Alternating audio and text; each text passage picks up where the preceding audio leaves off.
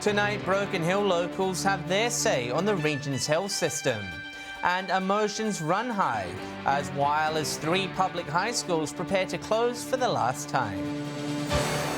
From our 7 Spencer Golf Studios, your nightly news with John Hunt begins now. Good evening. Broken Hill's mayor says it will be years before the city gets a clearer picture of the impact COVID has had on local health. Giving evidence to a parliamentary inquiry, she's let loose at South Australia's constantly changing border rules. A virtual inquiry into regional health in New South Wales, hearing how the pandemic exposed flaws in access to services. We need immediate review of what is happening for the delivery of health in the Far West. Daria Turley claiming the South Australian government doesn't inform council or the New South Wales government when changes are made to border rules. It is creating risk, it is reducing access to health services, and for all of us, the stress for our community is unmeasurable. With some locals reportedly waiting around 3 years to see a specialist. Every day, someone gives me examples of melanomas not being removed, about to see a cardiologist but no service and can't go to Adelaide. The Far West LHD's chief executive grilled over standards at Broken Hill Health Service. You've had patient suicides, you've had preventable deaths, you've had 30 nurses leave in a 2-year period. I'll apologise for the fact that we can do better, and that's our commitment to the community. Umit Agus claiming staff retention is equally as challenging as recruitment. A large number left because they made a decision to really, a personal decision to leave. There may have been others who have that because they were not happy. These reports just a handful of 700 submissions from across the state. Lachlan Itter, 7 Spencer Golf News. South Australia has recorded its highest daily COVID numbers in more than a year. 18 new cases were identified, 16 from the Norwood cluster. Travellers from New South Wales must now get tested upon arrival into SA, though finer details won't release at the time of the announcement. Meanwhile, it's been confirmed the Broken Hill man who recently returned from Southern Africa does have the Delta strain. No new cases were recorded in the Far West to 8 p.m. last night. The state government and TLAP have released a report detailing the roadmap to lower lead emissions in Port Pirie. One of the plans will see the remediation of the northern end of Frederick Road. It's the next step in the plan to reduce lead levels in Port Pirie. TLAP today releasing their 2020 review, which outlines key recommendations moving for the future. The remediation of the northern part of Frederick Road highlighted as an effective measure to lower the exposure of lead. Those blocks are really at the coalface of receiving lead over decades from the smelter. There is still one residential house in the targeted area, with TLAP and the state government unclear on what will happen to the property. Of course, we will work very respectfully and courteously with that person, but we do know that that area needs to be remediated. Today's announcement follows TLAP's plan to build a $23 million recycling facility here at the smelters, which is expected to reduce lead in air emissions by 25%. The new recycling facility will create more than 75 jobs at the peak of its construction. It gives us an opportunity to plan and make sure that there's a difference being achieved with the dollars that we're spending. I thank the government so much for it. Nyrstar and the council also plan to plant more vegetation and place hand-washing stations at playgrounds. Christian Komenos, 7 Spencer Golf News. Police are on the hunt for 2 men who they allege have stolen a large amount of jewellery from a Kadina pawn store. During the early hours of Sunday morning, security cameras captured 2 suspects disguised in hoodies breaking into the Goyder Street property. The pair appearing to steal the contents of a safe in the display window. Police urging anyone with information to contact Crime Stoppers. Police in Whyalla are seeking public assistance after reports of property damage on Nicholson Avenue. Damage to cars and buildings have been found at TAFE and the UniSA campus, along with a nearby primary school earlier this week. Residents urged to be vigilant during the upcoming summer holidays. Anyone with information is asked to contact Crime Stoppers. It's pencils down for 3 Whyalla high schools as a new era of education begins in the city. At Whyalla High School, a formal closing ceremony will happen tomorrow, with community members invited to mark the occasion. It's mixed emotions all round for staff and students at Whyalla's public high schools. With the new secondary school opening for the 2022 school year, preparations are underway to relocate in time for Term 1. 78 years of history in this school of public education and proud history of education. So yes, there's a lot of mixed emotions. As the city's first secondary facility, Whyalla High School is going all out to mark the end of an era, with a closing ceremony tomorrow afternoon. While they're sad to leave, these Year 10 students say they're also excited to move to the new site. There are a lot of memories here, especially like through all the generations, but it is very good transitioning over to the new school. I'm really excited about it, seeing already that I've had the tour, seeing all of the really big buildings, and that it's really exciting to see. Meanwhile, at Edward John Eyre High School, school's already out, ending its reign as one of the few dedicated Year 11 and 12 sites left in the state. It's a time for reflection for many of the staff who will be relocating to the new campus. We're going to be on the forefront of something that would be innovative and allow our students to develop their skills. It's certainly an optimistic time. There are lots of good opportunities coming for students and staff in a world-class facility. Mark Zeta, 7 Spencer Gulf News. Still to come tonight, Port Augusta comes alive for the Arid Lands Field Days. And we catch up with Broken Hill mayoral candidate Dave Gallagher.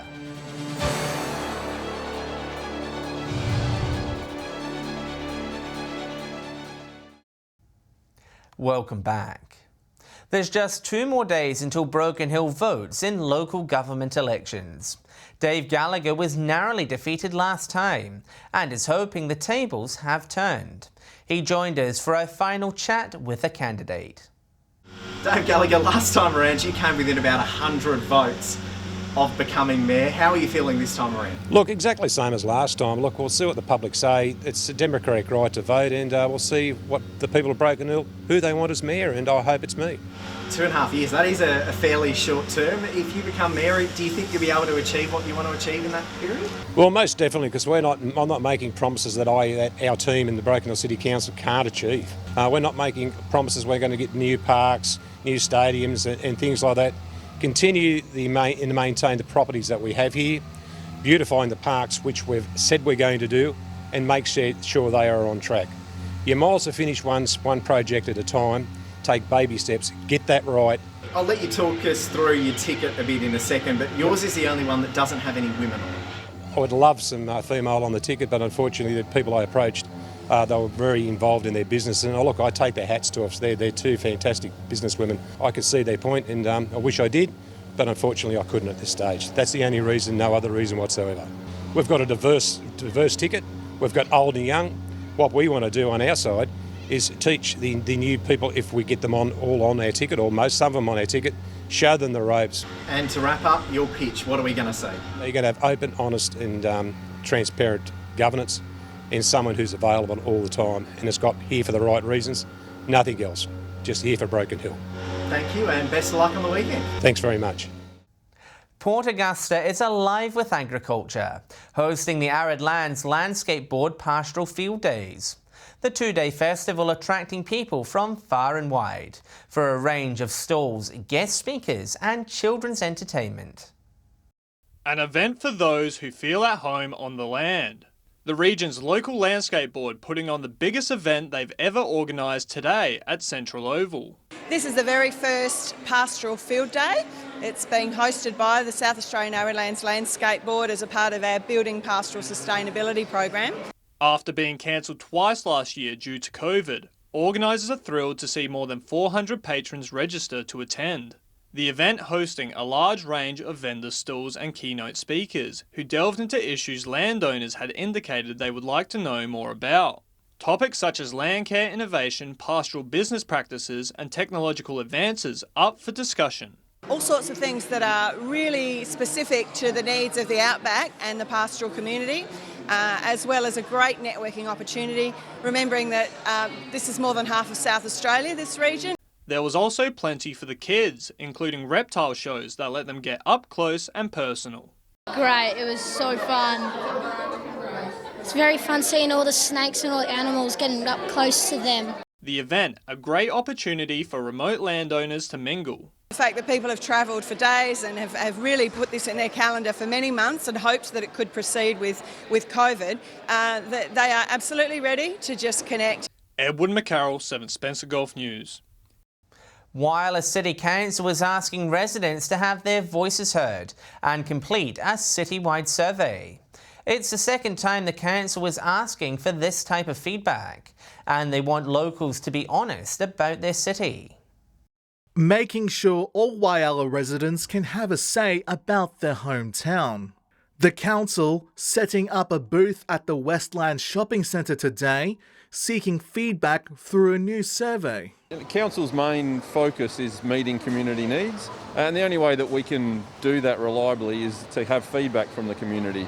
With new projects like the foreshore redevelopment and the reopening of the nearby cafe, the council is eager to get as many comments and ideas as possible. This is the second time they have conducted this type of survey. The survey is a real way of getting some solid, concrete feedback from the community and give us a better idea of how we're performing. Residents are asked to be honest about topics such as civic pride, quality of public utilities, and the satisfaction of services provided. I think Whyalla is very vibrant at the minute. We are going places in this town. I love living Whyalla. It's good that the council are taking the time to interact with the ratepayers in different ways. Details on how to complete the survey can be found on Council's website. Mark Zeta, 7 Spencer Gulf News. Stay with us. We take a look at the newest addition to Quorn's tourism offerings, and Port Lincoln Lifesavers getting ready for a busy summer.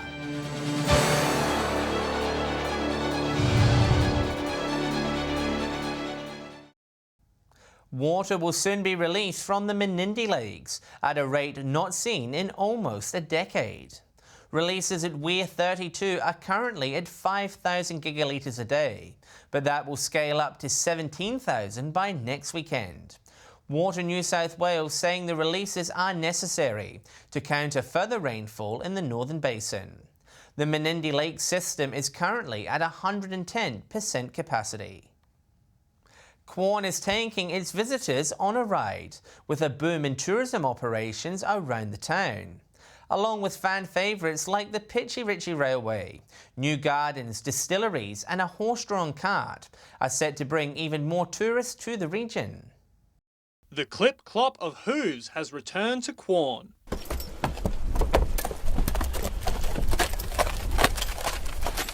Dreamtime Garden Tours, a new Indigenous tourism operator, has officially launched in the town. The new business offering horse-drawn carriage tours around Quorn with Frosty, the Clydesdale horse. Introducing people to the historic things around Quorn, the buildings, the Pitchy Ritchie Rail, the new garden bush tucker trail that all the volunteers of Quorn have put together.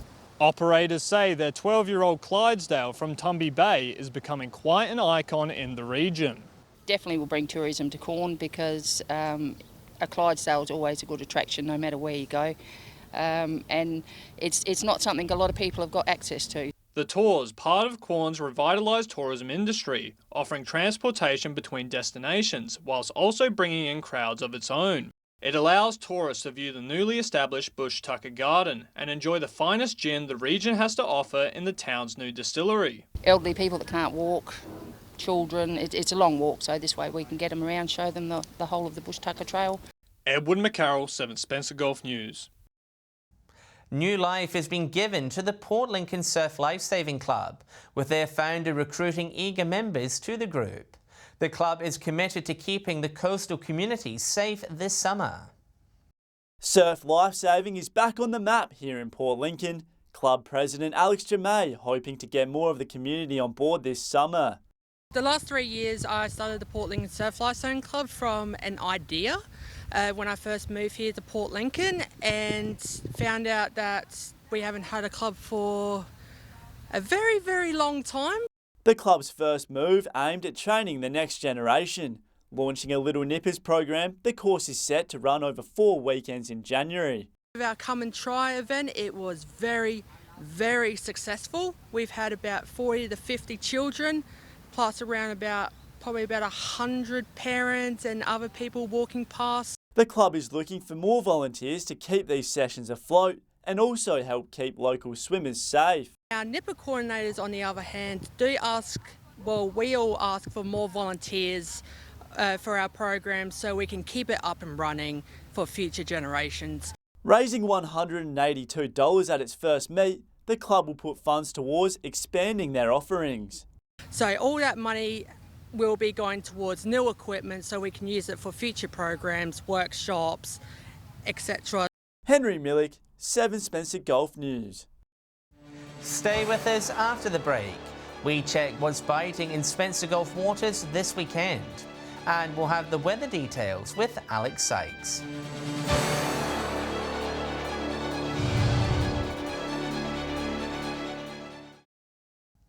Hello again. With the weekend just around the corner, it's time now to go around the Spencer Gulf and check what's biting when we drop a line in local waters. With all the details, here's our fishing experts with their tips. G'day and welcome to this week's fishing tips from Port Augusta, Jewel of the North. Well, the kingfish are around at the moment. People have been using live salmon to get them, but also some big lures have been getting a couple of the big kingies as well. Down around Port Patterson, around the mouth of that, also try up in the old powerhouse spot and also up around the top end of the Gulf there around the train bridge. Silver whiting can be caught in the high tides in the morning up around the shack area, low tide around the Flinders Channel as normal. The crabs are just starting to come on a little bit at the moment, but you have to wait a while before you start getting the first ones. There's a few snook getting caught by the guys trying to catch salmon for live bait for the kingfish, and there's also some tommies up and around the trees as well. That's all we have from the Jewel of the North. Welcome another week around the Gulf Fishing Tips. This weather's warming up, it means crab time. So what we need to do is start remembering that there's a few little regulations around catching crabs inside the Port Pirie area. So if you go around your Third Creek patches, you'll find some great sized crabs going out there as well at this particular moment. They're usually fairly clean at that part of the world. So yellowfin whiting seems to be the right time for us. So while you're there crabbing, just check to see if you've got a little bit running out on the low tide. You'll see some beautiful yellowfin whiting. So have a crack at those. And that's about all we've got this week. We'll see you next week. Hello and welcome to Whyalla's Fishing Tips for this week. Land-based across Whyalla, still a few nice silver whiting hitting the table from the foreshore and also further south down towards the Cowlands Landing area. For land-based across Point Lowly, a few yellowtail kingfish being caught off the land. Best areas to target have been around the old Kingfish Harbour and a little bit further north towards Fitzgerald Bay. A few squid in the area also. For the boaties, a few kingfish getting caught. Further south, there's been some really nice King George whiting down towards the Mount Young grounds and a few nice sized crabs starting to show up in the same area. G'day and welcome to Fishing Tips in Port Lincoln. There's still good numbers of squid in the local bay for boaties and also off of the local jetties. There's been some nice garfish caught up along the North Shore and also around Boston Island. They're really good sized garfish and those numbers should get better over the coming month. Best whiting reports we've had have been from the North Shore. Over at Coffin Bay, the whiting have been pretty consistent through the Farm Beach grounds and out towards Frenchman's, and there's been a couple of gummy sharks caught in those areas as well. We're finally having a few tuna reports come through, just of small fish being spotted. Well, that's all for this week. We'll see you again with more tips next week. And with a look at what the weather will be like for fishing and other activities across the Spencer Gulf and Broken Hill this weekend. It's good evening to Alex Sykes. Thanks, John, and good evening. Well, it's good news for fishing and outdoor activities, with warm and sunny temperatures forecast right across the region. And we got a taste of those summer conditions today from 3 p.m. Port Augusta was partly cloudy and 27, Woodna was 26, and Coffin Bay was 19 degrees. Looking further out across the region now, Whyalla and Adelaide were both 22, Broken Hill was hot and partly cloudy and 37 degrees, Cooper Pedy was 35, Port Lincoln, Kadina and Cleve were all 21 degrees. Clare was mostly sunny and 25, and Port Pirie reached 24. Taking a look at the satellite image now, cloud in the south with an approaching trough is generating an isolated shower or thunderstorm. Clear skies in the northern inland under a weak ridge of high pressure. Moving on to tomorrow's weather outlook now, and we'll start with the Gulf waters. Southerly winds 15 to 20 knots, seas around 1 metre, and south to southwesterly swell below 1 metre.